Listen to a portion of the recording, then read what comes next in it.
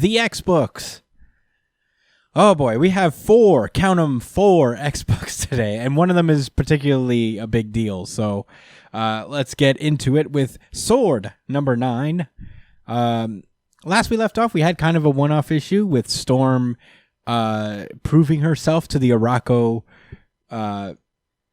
race, I guess, for lack of a better term, the Arakko mutants, by constantly taking on challenges and securing her spot as the noon chair, kind of like the overall regent of Arakko. So we're starting off kind of a fresh new arc here. We start off at the Alpha Flight space station, where the Vindicator is meeting up with Girich, who is a slimy greaseball motherfucker. I hate him so much. He works for Orchid. Yeah. Orchid's basically got its hands into the Alpha Flight program, which sucks. Because I guess the X-Men will have to go up against Marvel's C-list space hero team. Unless I'm wrong, I feel like there's somebody out there who's going to be like, actually, Alpha Flight's pretty damn strong. They used to be. When they have the Absorption Man and... Yeah. I don't know. That's the only person I remember, but he's pretty strong. Yeah. Yeah, it was Sasquatch. They had S.W.O.R.D. back then, right? They had Captain Marvel on that team. Yeah. It's a pretty big deal. They're a pretty solid team. Yeah. Anyway, the Vindicator pulls up and is like, "All right, what's going on here?" And Girich is like, "There's a bunch of aliens going over to meet up on Arakko, which is a mutant territory now, and a lot of these aliens are terrorists. Why are they meeting up with the Arakkos, who are also pretty aggressive in their own right?" We're just gonna call them terrorists anyway. Yeah, fuck them. Well. You know what? They're terrorists. And Vindicator's like, "Man, I don't know. I'm pretty close with Logan. I don't really want to get involved in this shit all that much. I mean, I'll help you, I guess, but I don't want to be shiesty against the X-Men." And Girich is like, this is pretty wild. He goes like, "Oh, Jimmy, really? Some of your best friends are mutants?" I'm like, that's a pretty funny line, I guess. Is the Eradicator not a mutant? I guess Vindicator, and I guess I don't think so. I don't think so. He'd be on Krakoa if he were. Is that the guy from Suicide Squad? Vindicator? John Cena? Who? Suicide Squad. Oh, Peacemaker. The new one. He's Peacemaker. Huh? He's Peacemaker. Oh, okay. And also different company altogether. Yeah. You're right. Oops. Oopsie daisy. No. Also another company altogether. Okay. Yeah. All right. So, I guess after he's like, "What's your game plan then, Girich?" And he's, "How are you going to take on a whole planet of X-Men?" And Girich is like, "Friends in high places, Jimmy. Friends in high places."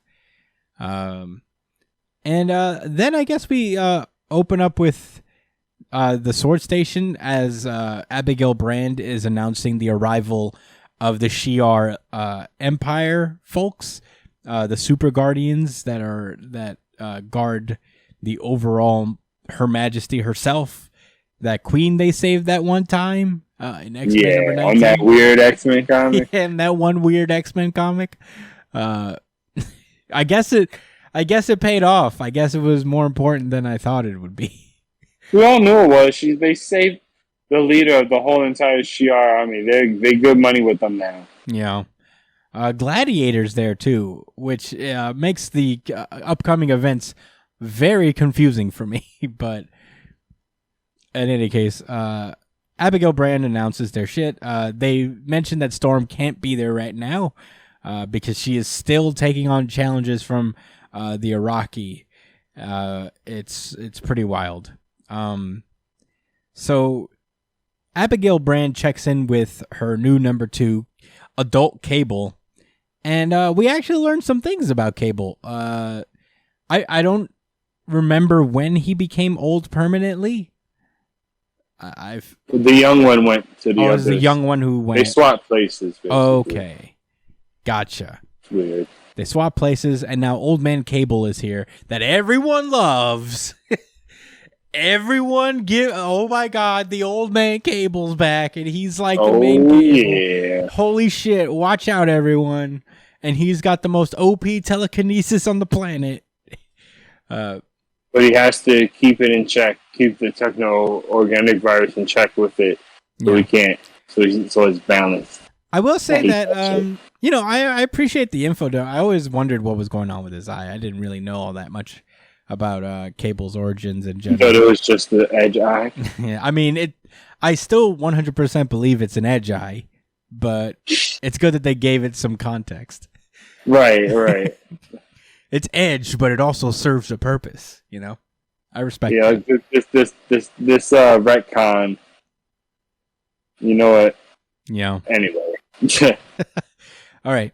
So these the Super Guardians show up, and they don't really hang out long enough before the new Lethal Legion pulls up, and there are, as opposed to the old one. Yeah, there's an old Lethal Legion.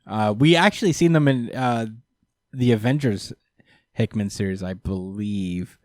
I know Hickman's used them before, but the old version with Major Glory, I think his name is.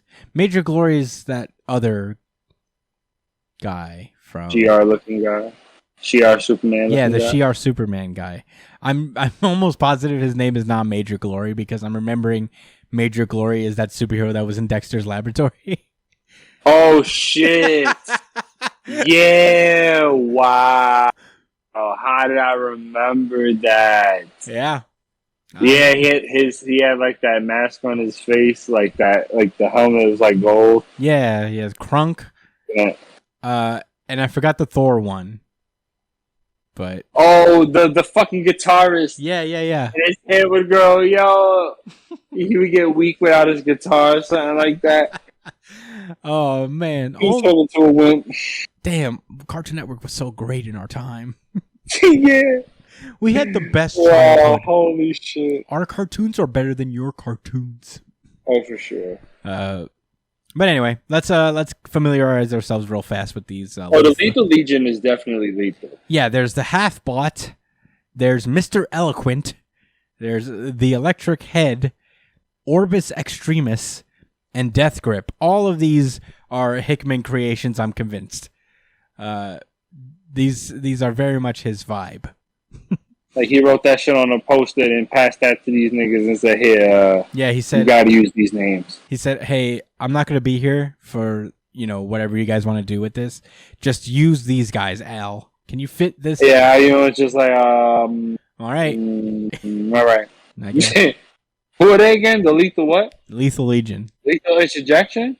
Oh, Lethal Legion. What? You know what that's from? Yeah. Wait, what? That's a reference? Lethal Interjection? No, what is that? Boondocks. Magnificent's rap label. Oh, damn. I haven't seen the Boondocks in forever.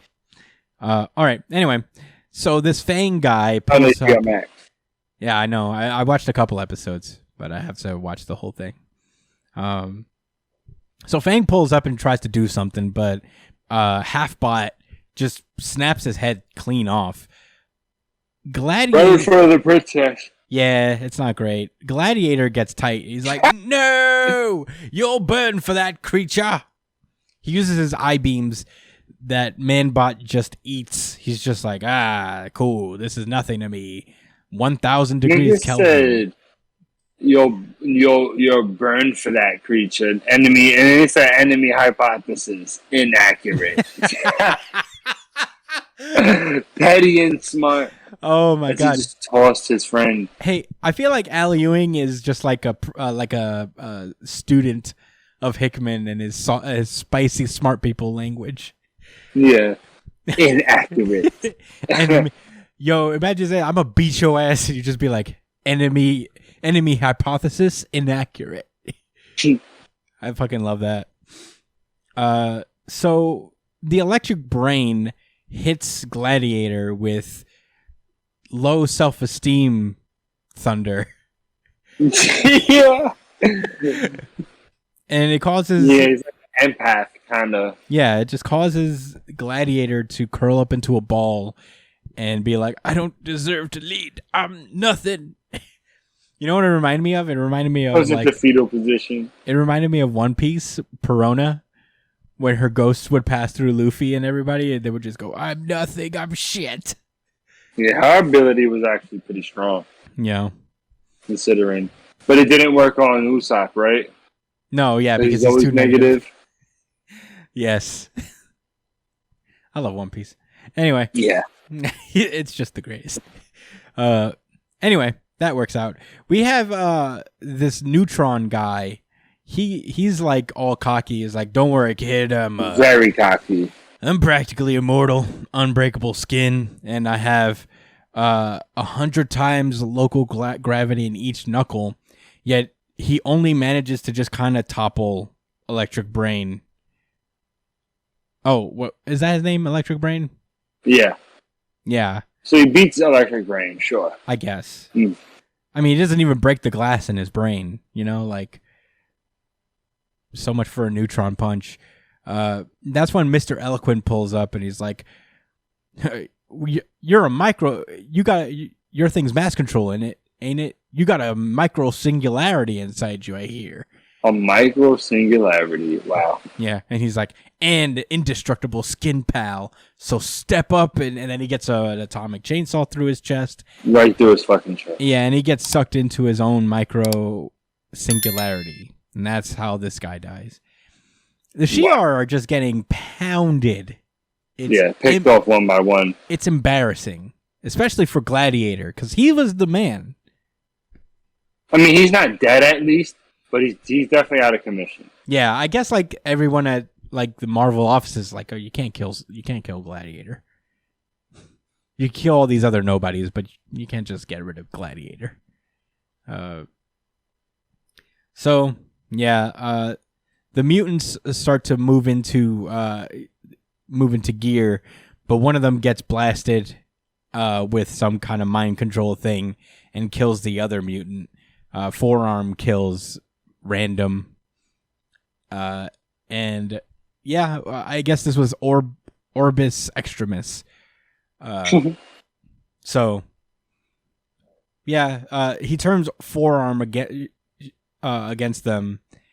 But unfortunately for Orbis Extremis, she gets kicked like a soccer ball by this giant. And unfortunately for him, he gets pretty much absolutely killed by Death Grip, who all he has to do is touch you and you die. It was pretty sad, honestly. Sickness and disease. Yeah, that's really disgusting, actually. Yeah, I felt kind of bad for him. It was like, oh, cool, he's here. Oh, gross. Yeah, So he's gone. And I'm pretty good at it. Yeah. Dying.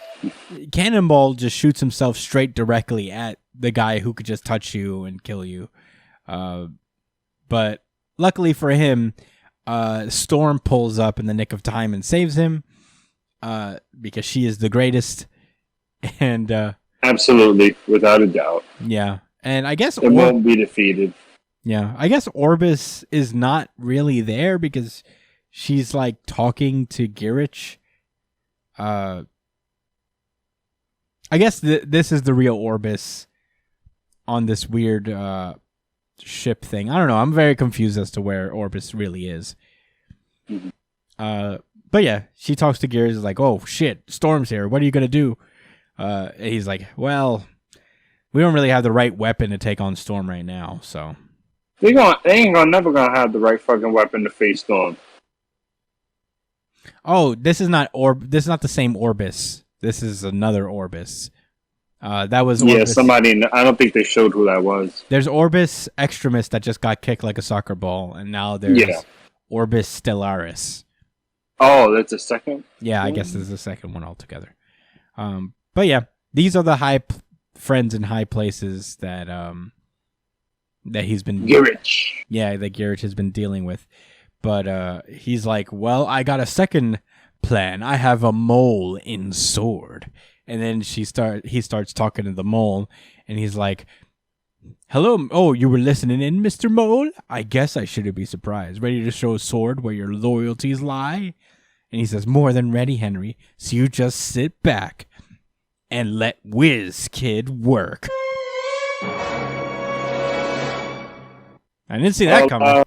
Yeah, I didn't see that coming either. I mean, it's obviously significant, but I wonder if they're going to kind of give us a little bit more background into this kid, because it doesn't make much sense to me yet. Yeah.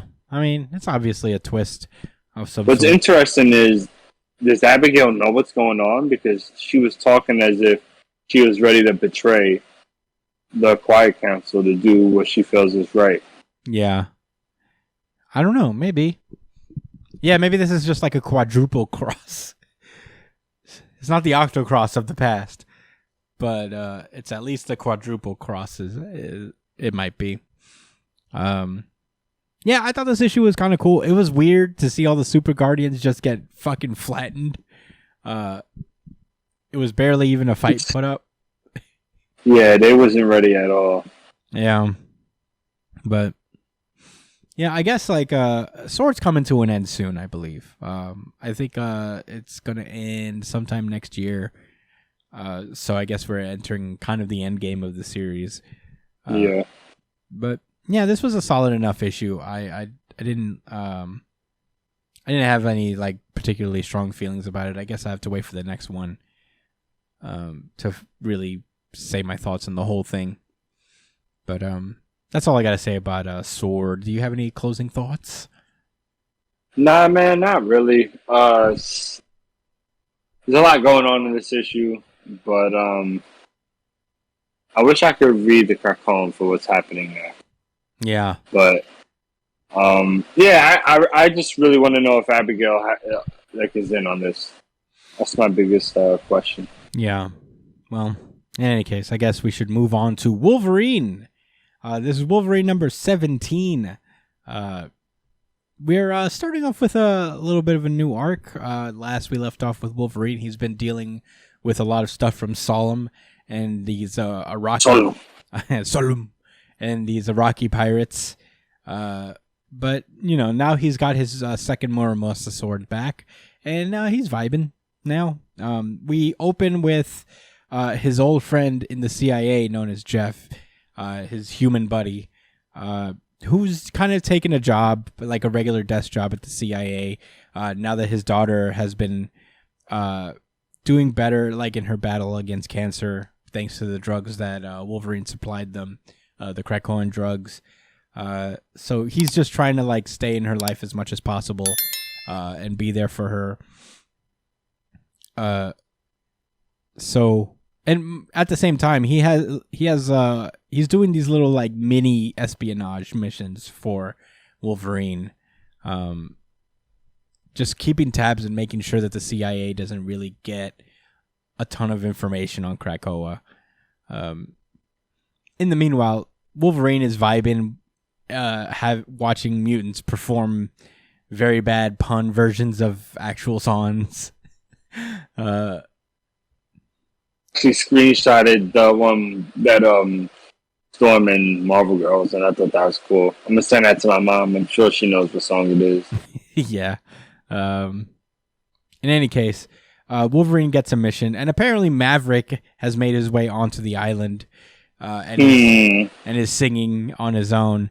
At that point, Wolverine should have already been suspicious, because Maverick was very much on the like, I don't want to live on Krakoa. That shit is whack side.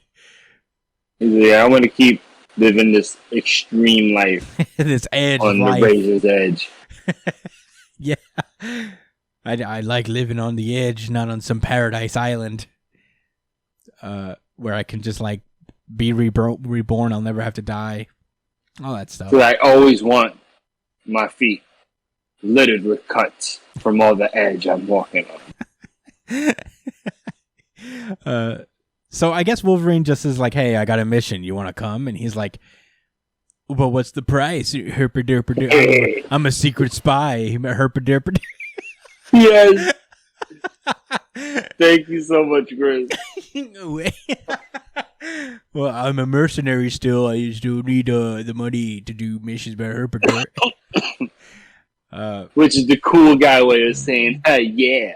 Yeah. Yes. Yes, I agree. I will do it. Yeah. So, he's just vibing, has his regular job. He's just doing surveillance work for the CIA.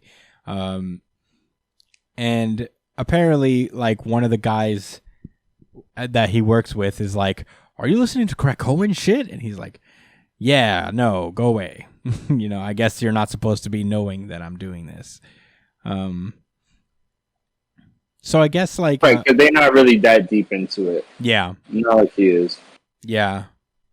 I guess he calls Krakoa at some point on a burner phone that Wolverine seems to have left him.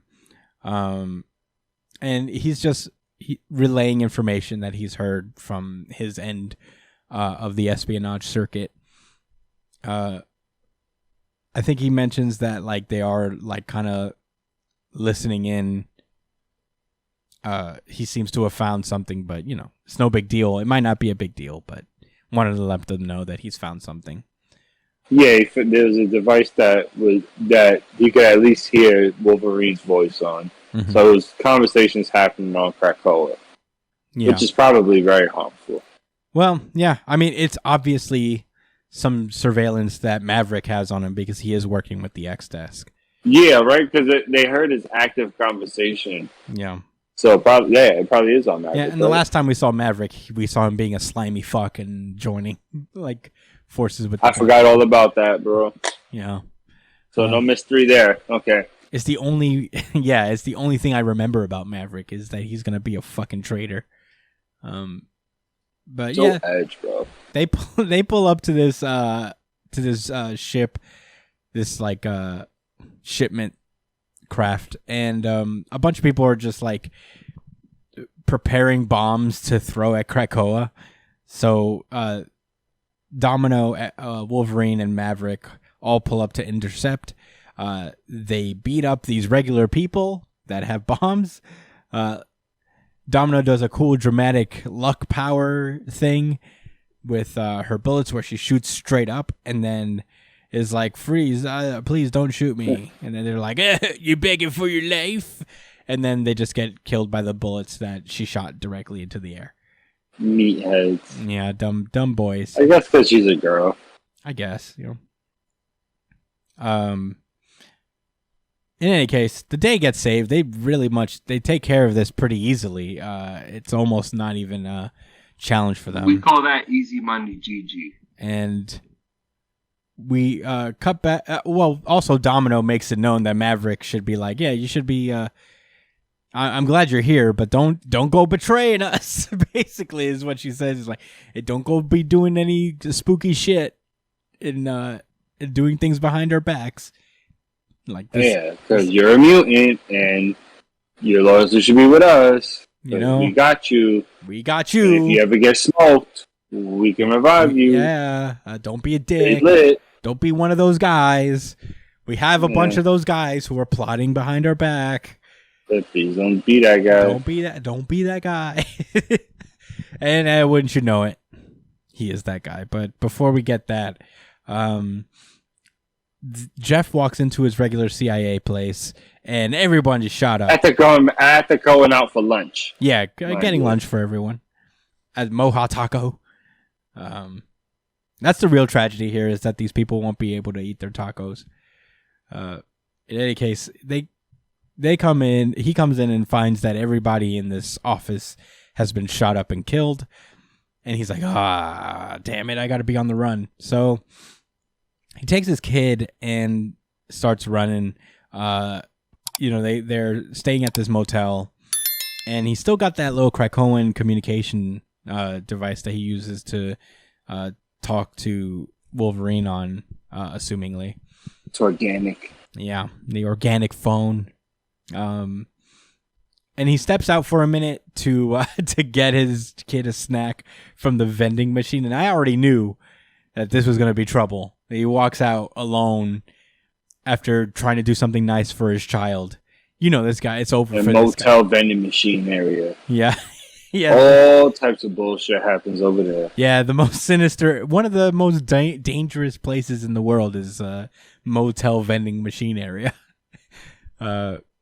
He goes in, he drops his quarter, and Maverick is there, menacingly picking up his quarter and being like, "Don't lose your lucky quarter." I hate him so much. He's going to riddle him with bullets? I don't think he's actually going to kill him. That's where the issue ends, by the way. There is a transcript at the end that I thought was kind of... it is important, because like Wolverine apparently... He has this thing where he does go to Jeff's house like once a week to just chill and have some beers. He went there and he noticed that like there's been an invasion in his house, and obviously somebody's been looking for him. So I guess Wolverine is onto the fact that Jeff has like gone AWOL, and that's where they tore everything up. Yeah, and that's where this issue ends. I don't think he's actually going to kill Jeff. I feel like if he was going to, he probably would have done it already. But it's not going to be good for him, whatever happens next. I'm seeing some sort of hostage situation when it comes down to Logan, where Logan will have to find him and his kid. But yeah, I mean, I thought this issue was pretty good for the most part. I don't like Maverick, but I guess I'm not supposed to. But at the same time, like, he just annoys me as a character.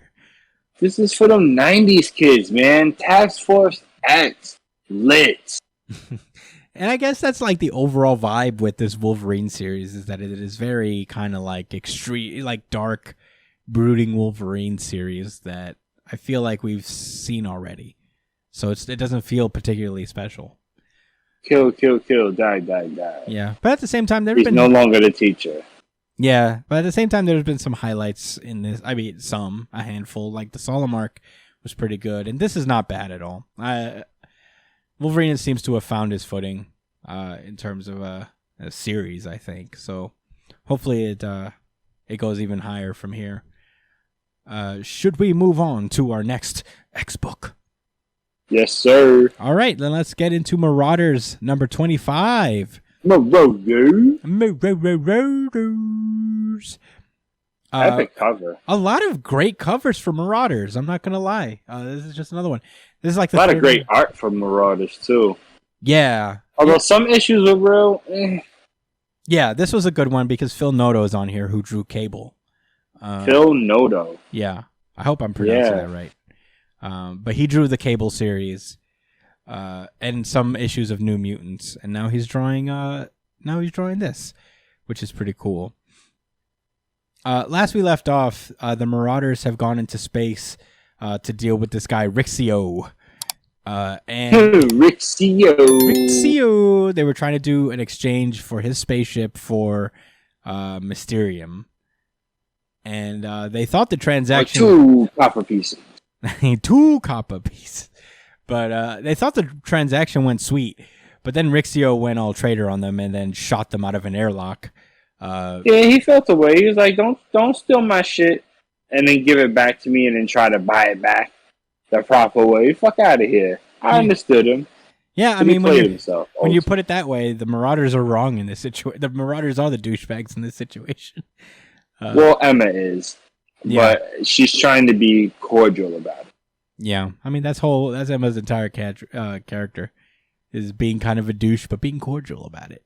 Being cordial about it. A cordial douche. So the mutants are just floating out in the middle of space, and they don't die immediately, which is cool, because Iceman does not need oxygen. He creates a big ice sphere and traps some of the breathable oxygen that as much as he could possibly get from the airlock, sucking out all the oxygen from the ship. And then he does a cool spinning move, which creates gravity within the ice ball. Jesus Christ, he's OP. Yeah. The not needing oxygen part's pretty OP too. Yeah, on its own, not needing to breathe is pretty awesome. And then Emma's like, "Oh, I don't want to waste oxygen, so let me turn diamond form where I don't need it at all." I was like, "What?" Yeah, that's crazy. I didn't know that either. They're both Omega level mutants, though. That's pretty cool. I'm not gonna lie, it's pretty great. Pretty great. Yeah. So at this point, they're breathing, but they're also trapped in an ice ball, which is freezing them to death. And Pyro and Lockheed can control some fire together, but that would just eat up all the oxygen. So Kate comes up with a pretty sick idea, scientific-wise. I feel like there was some drastic research that went into this. So maybe somebody's kid had a science fair project. And it's like, yeah, you know what? I'm going to put this in my comic. In theory, I think it feels simple enough, because the idea is that they create this basin of water, and Kate shoots a laser beam into it to like boil the water and create oxygen from it. And now that like oxygen is just constantly being made, Pyro can warm up the ice ball with his fire. And meanwhile, Bishop and Sebastian Shaw like drum up a counter-attack plan to get them to catch up to Rixio. They just punch each other over and over again with their powers. Really cool. Yeah. It's really smart. This whole thing is actually like, it's what the New Mutants like are trying to teach these kids and how to use their powers in conjunction with each other. Yeah, to achieve new things and solve things unconventionally. Yeah, and it's cool to see that like coming from an experienced point of view from the older generation of mutants. Is like, this is what we're talking about, kids, type of shit. And I like how all of them is like, yeah, we're not giving up. Sure, any of us could be resurrected, but nah, we're gonna figure this shit out. We're gonna take our ship back. So at that point, they build up enough energy within each other in order to create a blast strong enough to propel them closer to Rixio's ship. And at that point, that's when they have Kate propel herself straight over. She still has the Kill Shaw tattoos on her. Right. I wonder if that's gonna still be a thing later on. Like at the very end of the series, everyone's chilling and they're all in a group, and she just says, "Yeah, oh, by the way, Shaw." And it's like he just gets resurrected, but she's like, "Yeah, I just needed to do that." Yeah. But yeah, she phases through the spaceship. Rixio is having himself a little celebration party. It's just like, I bested the mutants. I'm the man. He got 2 bottles in his hands. Woo! Woo! I just killed some Krakoans. They thought they had me for my ship, and I flipped them instead. What is he talking about? Yeah. So Kate, she phases a little too much and just ends up at the very basement of this ship. Breaks her nose again. Again. Yeah. And she rises up and beats the shit out of Rixio. Long story short, she removes his like headpiece that is a telepathic blocker of a sorts, and Emma is able to take over his body and just open the airlock, allowing them to come back into the ship. And then they drop off Rixio in Araco, and that's it. They're like, you can keep the Mysterium, but we're keeping the ship because fuck you, dude. All you had to do was take the ship. It would have been fine. And that's where the issue ends, actually. There is another informational page where Bishop recommends that there be some training amongst the civilians of Krakoa because shit's always happening there. So it'd be best they need to be ready for conflict. Yeah, it'd be best if every mutant had better training in combat. And apparently he proposes that the mutants play some war games on offense and defense once a season. And I'm like, B-rank wars? Oh my god. Tuning exam? Dude, I would love a B-rank Tournament of Power? We'll never What's that from? Dragon Ball Super. Ooh. We're never gonna get it. We thought, Dark Arc? We thought that like Yu Yu Hakusho? Dark what Tournament. Was that called? Dark Tournament. Dark Tournament? Oh yeah. Dark Tournament? Yeah, we're never gonna get it. We know better. We were fooled by Ten of Swords. X of Swords, yeah. Ugh. What a missed opportunity that was. But how sick would it be though? B-Rank Wars style X-Men issues. They should have made Doug and Bay fight to the death and then find some way for them to draw, and then they try to say we're not going to draw, and then they got married to end that conflict. Yeah. Instead, it was just weird. And instead, the marriage itself was a weird game, and everybody was down with it for some reason. So down with it. Well, I guess because no one had to die. They were happy that Doug didn't have to die. So they're just like, yep, you get married. Cool. Hey, I guess you're married. Because he was for sure going to lose. Yeah. Stop it, Coco. Coco is his cat. She's playing with my wallpapers. This is very unprofessional, guys, but she put holes through it. Damn. Can you see them? Like, what a beast. Oh, this. Yeah, what the hell? That's all her nails. Yeah. Oh, you asshole. Well, with that being said, anyway, I actually really like this issue of Marauders. I thought it was really fun. I liked it a lot too, man. Runner up. Damn close to being my VGI if it wasn't for our finale. It felt a little short. It felt a little empty. Yeah. But it was a dope comic anyway. It was just a fun read. I really liked the whole like mutants getting themselves out of trouble creatively using their powers thing. I thought that was pretty dope. So it was a fun read. Marauders is one of the more consistently good series of the X-Men line. So, pick it up if you have it. It's while it lasts. I guess it's almost over. Yeah. But pick it all up and binge it. Yeah. One thing that I appreciate about the X books is that when they get collected into volumes, they collect them in the reading order. They do it both ways, where there's like, say, a Marauders volume, and there's also like a Reign of X volume, where it's all of them in the order that they come out. So, if you aren't reading X-Men right now, they're making it unusually easy for you to read a whole line of comic books. Unusually easy. Yeah, they don't usually do it this way, where they just like expect you to figure it out yourself. You figure out the reading order, but they really are collecting it in one, in like little bundles. So check it out while you can. And without further ado, let's move on to Inferno #2, our final issue of the day. Here we go. Oh man! All right, so Inferno is the end of Jonathan Hickman's first act in his big X-Men epic. The last we left off, it had to do with the resurrection of Destiny. Moira has been really, really anxious about Destiny returning. So she's just trying to stop that at any cost. She asks Charles and Eric to go around and destroy all of her backup. Destroy all her backups. And at that point, I'm like, why do you even have backups to begin with? I should have just clipped that to be. Yeah.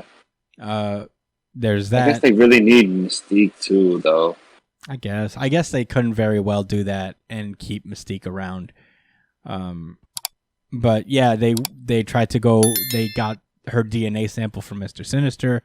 And this issue opens up with what actually happened in those panels. We actually learned that it's been Mystique all along, transforming both into Xavier and into Magneto, going around collecting the various backups of Destiny as well as her DNA sample. Mr. Sinister knows. He sees right through it as Mystique has shown up disguised as Xavier, and he willingly. The way he's drawn here, it's really like Sinister. Oh yeah, way more intimidating. Yeah, and how he appears in Hellions. Yeah, it is funny because like in Hellions, Mr. Sinister is like very goofy and just kind of like this like Maximilian Pegasus type character. But when Hickman interprets him, he sees him as this just like, I'm playing petty 4D chess with the world right now. Petty 4D chess, where the only real goal is my own intentions and wants. Which, to be fair, is pretty much every character Hickman writes. Is very smart people playing petty 4D chess. So, yeah. And to interestingly enough, he gives her the sample willingly. So there's got to be something there. That's when Xavier goes over. Mystique dressed as Xavier goes over to the 5. They start resurrecting Destiny, and then it comes time for the mind stuff that Xavier usually handles to come into play. And man, this is where Mystique gets slick. Yo, she played her.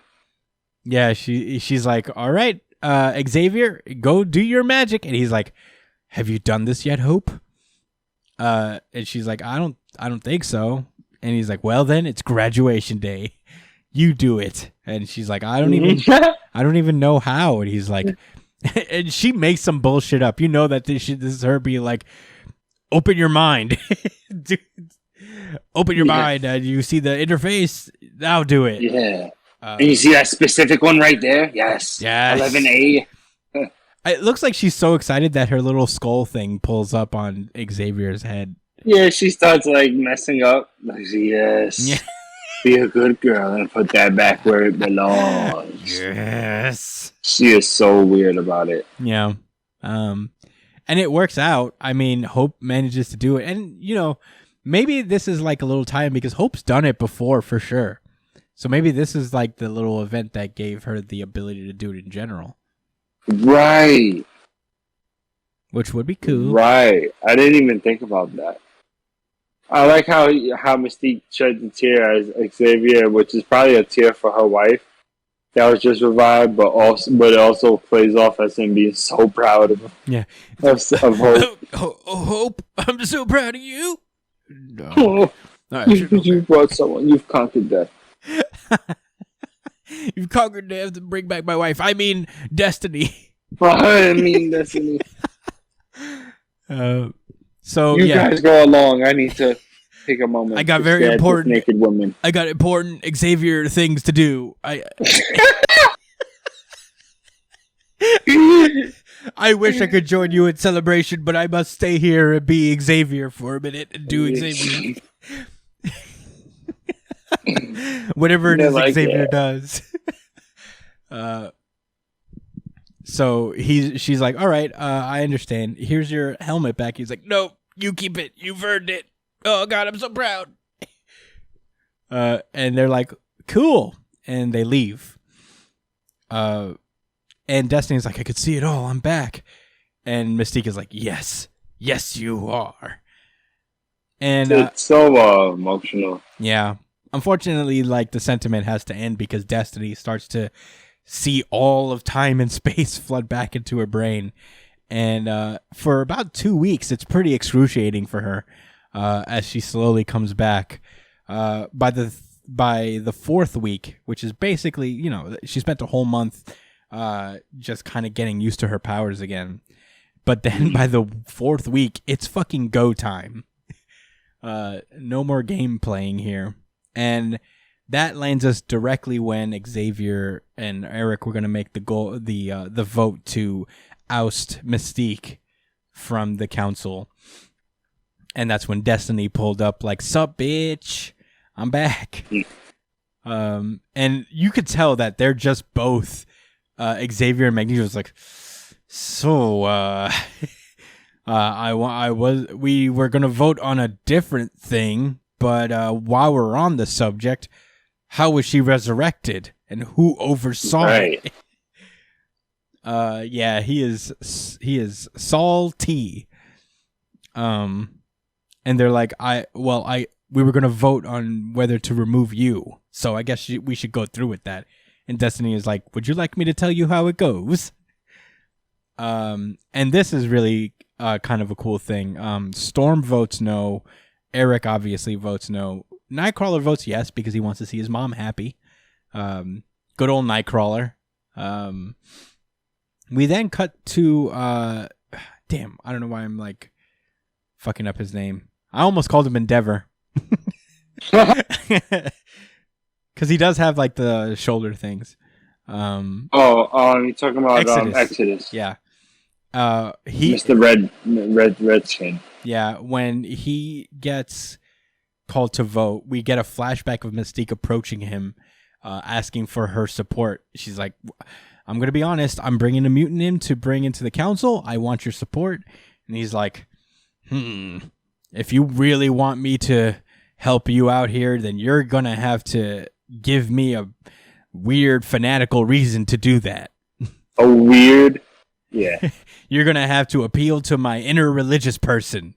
And she's like, well, what if I told you that this person can see the future and can see exactly how this whole Krakoan thing is going to go? And he's like, it's good enough for me. And he votes yes.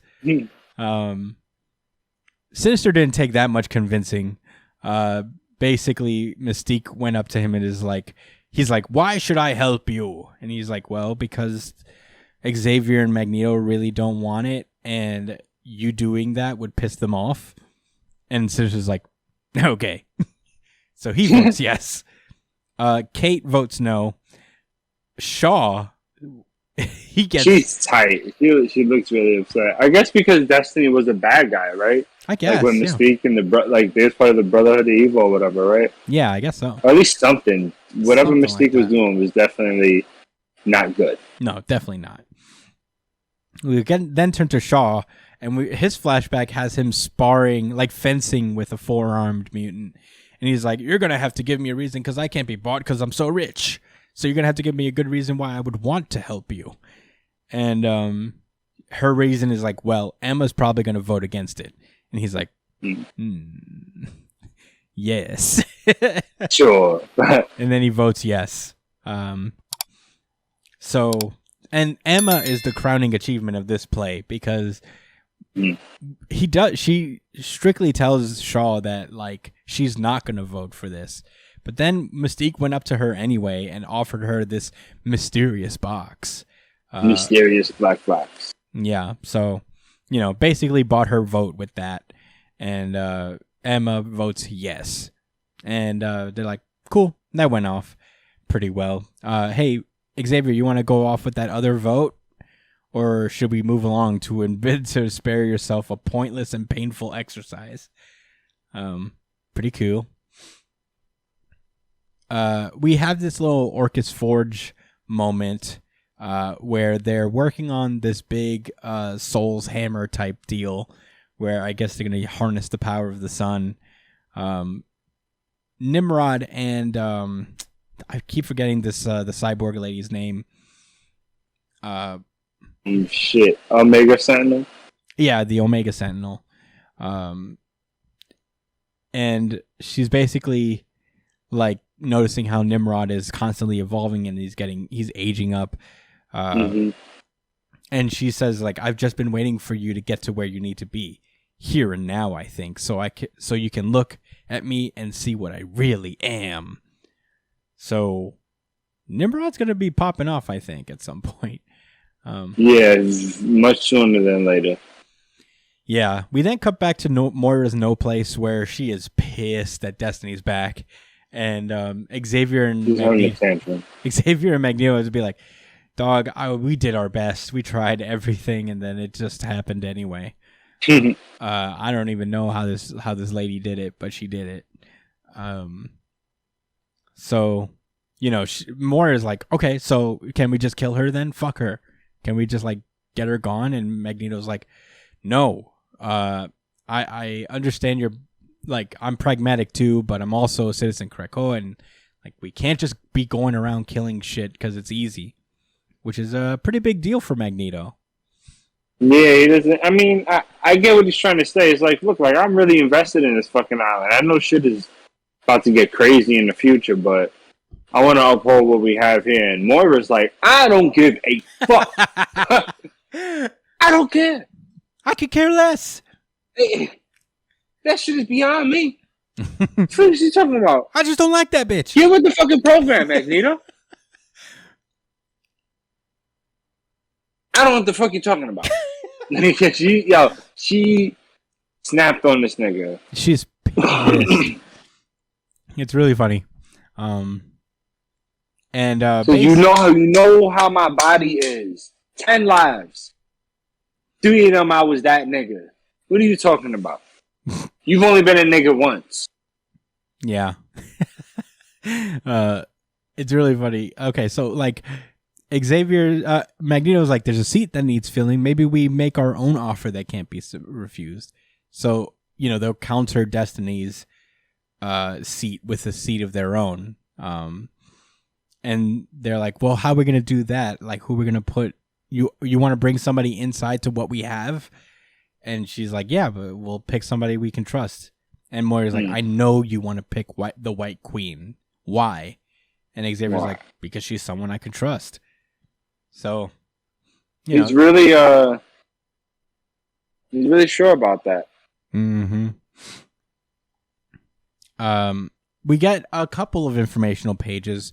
One is from the Krakoan network, where it's kind of a transcript that Krakoa overheard with Destiny and Mystique talking, where they're basically talking about how the Leader brothers are hiding something big, and there is a hole in Destiny's foresight that she can't really see. So, they're trying to figure out what that is, essentially. So back on the mutant ops in the Peak, Sage goes to lunch, but then she comes back immediately, and we all know this is Mystique. She pulls up on this mission log, and she goes all the way to Paris, transforms into a few people, and ends up into the Orcus station where all these like super intelligent gorillas are, and they're talking about the Soul's Hammer weapon that they're building. So I guess they're gonna torch Araco or Krakoa altogether as a response. Meanwhile, at the Louvre, all the humans there are telepathically ordered to leave the Louvre so that Emma Frost can finally meet Moira McTaggart. And so extra and dramatic. Yeah. They had to meet there. Yeah, at the Louvre. And then make everybody go. You can no longer be at the Louvre. We have secret mutant pettiness to get up to.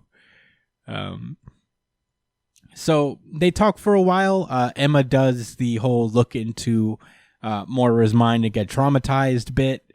It mirrors what happened with Xavier. Yeah, and Magneto. It's almost too. exactly the same. Yeah. So she takes in all of the lives of Moira and is like, "What the fuck, man? Why? How long have you known?" And they try to like bullshit out of it. It's just like, oh god. So I guess like I'll help you guys, but for the children, you've manipulated me for years, and now that I could see what kind of a threat a precog represents.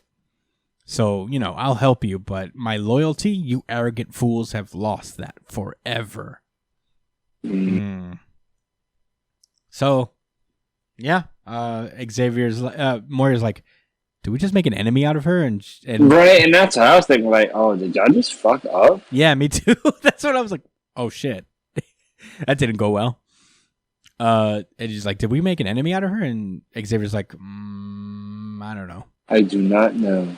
I'm an Omega level telepath, but I have no idea what she's thinking. I guess to be fair, so is Emma, so he'd probably have a harder time breaking into her than most people. True. Right, and it's not like she could break into his mind either, right? So yeah, it's like a stalemate. Magneto's like, one thing's for sure, it's safe to say that she understands the gravity of what we're doing. So I guess they trust her enough to not totally fuck everything up for them. And we cut back to the Krakoan Council, the Quiet Council, as they vote in a new member. Oh, boy. Okay, so Mystique votes no. Exodus votes yes, because he just does what he wants.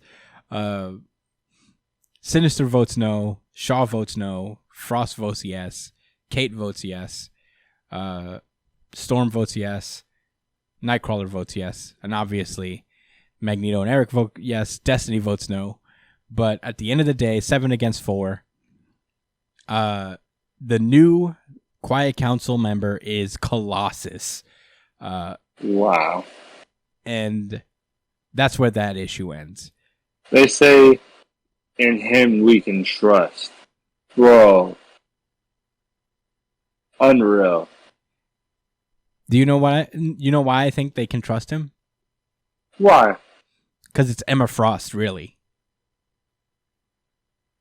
You think so? I think that like Emma Frost is going to be, I guess, telepathically controlling Colossus when he's at these council meetings. Why? Because they keep like referring to Emma as somebody they can trust, and now Colossus is all of a sudden someone they can trust. I think like he's being controlled, like he's brain controlled. He's a proxy vote and an extra cheating vote in the council. Right. Wow, but he's being used as well, though, my brother. This shit is crazy. I know, right? VGI, by the way. Oh, yeah, same. Here you go. Certified VGI. That'll count for both of us in any case. Yeah. Yeah, I mean, I thought this issue was pretty great. I mean, you know, it's standard, like, petty 40 chest that I love from Hickman. And Petty 40 chest. I really did take a minute to think about why Colossus. And, you know, I think this glimmer in his eye is supposed to be an indication that, like, oh yeah, it's Emma Frost, really. Because it feels like it makes sense. When I don't think Peter's going to be pretty stoked to find out that he's been mind controlled throughout his time in the council. But who's to say? I think it's very interesting. There's only 2 more issues of Inferno left. This is a 4-part series. That's it? Yeah, to think of that, like we have like a bunch of events that are like 6 issues long, and Inferno gets 4. This is like the least. Yeah, but honestly, I guess that's the vibe of this, because there are so many pages in each Inferno. This is almost 50 pages. Is it? I guess. A lot of it was just big panels, though. I guess. But in any case, I really enjoyed this issue quite a bit. I think it's interesting to see that the council is getting a little more corrupted with these little games that Mystique and Destiny are playing with Magneto and Xavier. So yeah, to the fact that they had to get a fake loader in. Yeah, I have no idea where it's gonna go, and I have no idea where it's gonna end.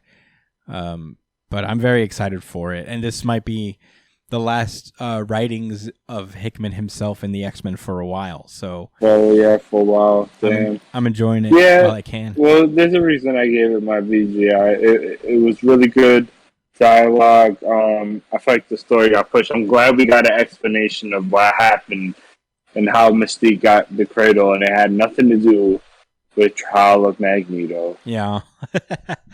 What are you gonna do? I guess. But yeah, that cradle shit was really great. Like when Mystique was, when she was going around getting the fucking memories and all that stuff. I was like, wow, that's smart. I should have seen that coming. But yeah, I mean, great issue.